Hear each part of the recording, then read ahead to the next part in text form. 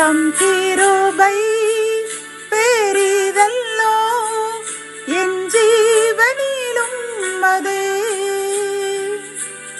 இம்மட்டும் காத்ததுவே இன்னும் தேவை கிருபை தாருமே.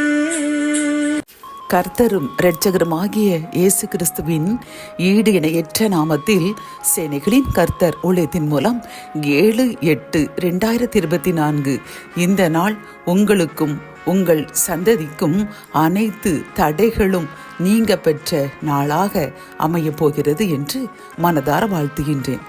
இன்று நாம் அறியவிருக்கும் கிருபையின் வார்த்தைகள் ஆதியாகமம் 1:4 வெளிச்சத்தையும் இருளையும் தேவன் வெவ்வேறாக பிரித்தார். ஆகாய விரிவுக்கு கீழே இருக்கிற ஜலத்துக்கும் ஆகாய விரிவுக்கு மேலே இருக்கிற ஜலத்துக்கும் பிரிவுண்டாக்கினார். கத்தோலிக்க வேதாகமம் இவ்வாறு கூறுகின்றது: கடவுள் ஒளி நல்லது என்று கண்டார். கடவுள் ஒளியையும் இருளையும் வெவ்வேறாக பிரித்தார். 7 கடவுள் வானத்தை உருவாக்கி வானத்திற்கு கீழுள்ள நீரையும் வானத்திற்கு மேலுள்ள நீரையும் பிரித்தார் என்று பார்க்கின்றோம். என்ப அன்பு சகோதரனே சகோதரியே, இந்த வசனம் நமக்கு என்னது தெளிவாக கூறுகிறது தெரியுமா? வெளிச்சத்தையும் இருளையும் தேவன் வெவ்வேறாக பிரித்தார். வெளிச்சமும் இருளும் என்றும் ஒன்றாக சேரப்போறது கிடையாது.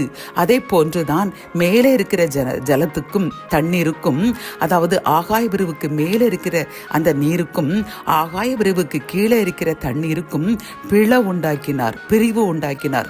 அவை இரண்டும் என்று ஒன்று சேர்கின்றதோ அன்று உலகமே அழிந்துவிடும். என் அன்பு பிரியமானவர்களை, இதே போன்றுதான் இருளில் உள்ள மனிதர்களுக்கும் வெளிச்சத்தில் வாழ்கின்ற நமக்கும் எவ்வளவேனும் சம்பந்தமே இல்லை, உறவே இல்லை. நாம் அவர்களுடன் சேர்ந்து அவர்கள் மனிதர்கள் தானே, நமது உறவினர்கள் தானே, நமது இனத்தவர் தானே என்று அவர்களுடன் நாம் இணைந்து அவர்களுடைய செயலில் வாழ்ந்தோம் என்றால் கர்த்தர் அருவருத்து, எப்படி 2 தண்ணீரும் ஒன்றாய் சேர்ந்தால் உலகம் அழிந்து விடுமோ அதை போன்று நம்முடைய ஆசீர்வாதத்திற்கு கர்த்தர் தடையை வைத்து நம்மை துன்பத்திற்குள் தள்ளிவிடுவார் என்று இந்த வசனத்தின் மூலம் கர்த்தர் தெளிவாக பேசுகின்றார்.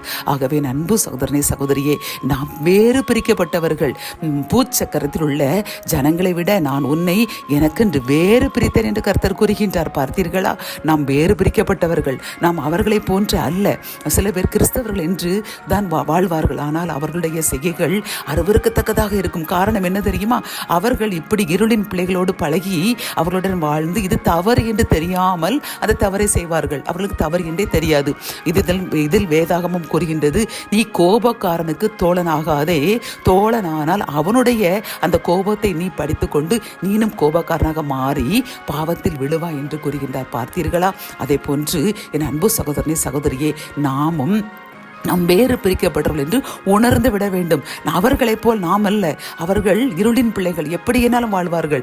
அவர்களை தடுப்பதற்கு யாரும் இல்லை. அவர்களுடைய தலைவராகிய சாத்தான் அவர்களை பாதாளத்தை தள்ளுவதற்காக இப்படிப்பட்ட பாவ செயல்களை அவர்களுக்கு உண்டு பண்ணி அவர்கள் பாவத்தில் விழுவார்கள். நாம் நினைப்போம், ஏன் அவர்கள் ஆசீர்வாதமாகத்தானே வாழ்கின்றார்கள், ஏன் நம்ம அவர்களை பின்பற்றக்கூடாது என்று நினைப்போம். அப்படியல்ல பிரியமானவர்களை, சாத்தானுக்கும் அதிசயம் செய்ய நன்மைகள் கொடுக்க அதிகாரம் உண்டு. பார்த்தீர்களா? நம் பிதாவாகிய கர்த்தர் இயேசுவானவர் அவர் ஊழியத்திற்கு போவதற்கு முன்பு அவரை சாத்தான் உயர்ந்த மலைக்கு கொண்டு போய் இந்த உலகத்தை அனைத்து உனக்கு தருவேன், நீ சாஷ்டமாக என்னை விழுந்து வணங்கு என்று கூறுவான். காரணம், அவனுக்கும் அப்படி ஒரு அதிகாரம் உண்டு. ஏனென்றால் அவன் விழுந்து போன தூதன். கர்த்தர் அவனுக்கும் ஒரு அதிகாரம் கொடுத்திருந்தார். ஆனால் அவனுக்கு கொடுத்த அந்த அதிகாரத்தை கர்த்தர் எடுக்கவில்லை. கர்த்தர் என்றுமே ஒருவனுக்கு ஒரு அதிகாரத்தை கொடுத்தால் அவர் அதை எடுக்கிறவர் அல்ல.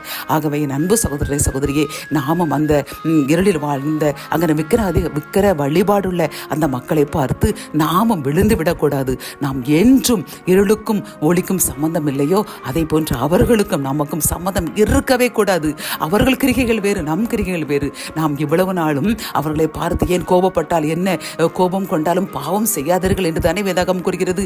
கோபம் கொண்டால் என்ன என்று நாம் கூறுவோம். ஆனால் இதை பார்த்த வேறு ஒரு புறையினத்தான் நினைப்பான், இவர்கள் இவ்வளவு ஜெபிக்கிறார்கள், கோபம் கோபப்படுகின்றார்களே, அப்போ கோபம் தவறல்ல நினைத்து அவன் இடரில் விழுந்து விடுவான். ஆகவே என் அன்பு சகோதர சகோதரியே, இன்றிலிருந்து நம்முடைய ஒவ்வொரு செயல்களும் ஒளியின் செயல்களாக இருக்க வேண்டும். நமது கர்த்தர் ஒளியாய் இருக்கின்றார், அவருக்கும் இருளுக்கும் சம்பந்தம் இல்லை. ஆகவே நமக்கும் அந்த இருளான செயல்களுக்கும் சம்பந்தம் இல்லாமல் இன்று நாம் நம்மை மிகுந்த பரிசுத்தமாக்கி நாம் கர்த்தருக்கு பிரியமாய் வாழ்ந்து அவருடைய மன்னிப்பு கேட்போம். நாம் செய்கின்ற இந்த பாவங்கள் நாம் அறிந்து செய்யவில்லை. இப்படி அந்த இருளின் பிள்ளைகளோடு சேர்ந்து நம்முடைய முற்பிதாக்கள் கூட இருளில் வாழ்ந்தவர்கள் தான். அவருடைய செயல்களை பார்த்து இது தவறு இல்லை என்று தான் நாம் இந்த தவறுகளை செய்து கொண்டு வருகின்றோம். இப்பொழுது கர்த்தர் நம்மை பரிசுத்தப்படுத்தி விட்டார், நமக்கு போதனை செய்து இது தவறு என்று உணர்த்தி விட்டார் அல்லவா. இன்றிலிருந்து நாம் இனி அப்படிப்பட்ட இருளின் பிள்ளைகளுடைய அந்த கிரிகைகளை பயன்படுத்தக்கூடாது, அதன்படி வாழக்கூடாது. வேதாகமத்தில் கர்த்தர் நம்ம எப்படி வாழ வேண்டும் என்று கூறினாரோ அதன்படி வாழுவோம். ஆசீர்வாத தடைகள் நீங்கி நாமும் நம் சந்ததியும் ஆசீர்வாதத்தின் பிள்ளையாக இறைவனுக்கு பிரியமான ஒரு பாத்திரமாக சந்ததியாக வாழ்வோம். கர்த்தருடைய ஆசீர்வாதத்தை அளவில்லாமல் பெற்றுக்கொள்வோம். என் அன்பு தகப்பனை, இந்த வசனத்தின் மூலமாக அப்பா, நாங்கள் இருளின் பிள்ளைகளைப் போல் வாழாமல் அந்த இருளுக்கும் ஒளிக்கும் சம்பந்தமே இல்லை என்பது போல் அப்பா, அந்த ஒளி இருளை அழித்து விடுகிறது என்பது போன்று நாங்களும் ஒளியின் பிள்ளைகளாய் வாழ்ந்து எங்களை பார்த்து அந்த இருளின் பிள்ளைகள் வெளிச்சத்தை அடைய வேண்டும் என்று நீங்கள் தெளிவாக கூறுகின்றீர்கள் அப்பா. அப்படி அந்த நாங்களும் அவர்களுடன் சேர்ந்து அவர்களை போன்று இருளில் வாழ்ந்தோம் என்றால் ஆசீர்வாத தடைகள் வந்துவிடும் என்று நீர் தெளிவாக கூறிவிடுகிறீர்கள் அப்பா. ஒரு சில ஆசீர்வாத தடைகளுக்கு இதுவும் காரணமாக தான் சாமி, நாங்கள் நன்கு உணர்கின்றோம். இப்பொழுது என்னுடன் சேர்ந்து யாரெல்லாம் நாங்கள் இருளில் வாழ்ந்தோம், இருளின் பிள்ளைகளுடன் சவாசம் வைத்து இது தவறலை என்று வாழ்ந்து விட்டோம், மன்னித்து விடுங்கள் என்று மனதார மன்னிப்பு கேட்கின்ற எங்களுக்காக விசேஷமாக ஜெபியுங்கப்பா. இனி நாங்கள் அந்த இருளில் போகவே கூடாது. எந்த சூழ்நிலையிலும் நாங்கள் அப்படி சென்று விடாதவாறு எங்கள் இருதயத்திற்கு காவல் வைங்க. எங்கள் உடல் உள்ள ஆன்மாவை நீங்கள் வேலெடுத்து பாதுகாத்துக் கொள்ளுங்க. ஒரு தூதன் எப்பொழுதும் எங்கள் கூட இருதயங்களை வழிநடத்த கிருபை தாங்க. இதன் மூலம் எங்களையும் எங்கள் சந்ததியின் ஒளியின் பிள்ளைகளாக மாற்றி ஆசீர்வாத தடைகளை நீக்கி எங்களை ஆசீர்வதியுங்க. மீட்பர் இயேசுவின் மூலம் ஜெபம் கேளும் நல்ல தகப்பனே, ஆமேன்.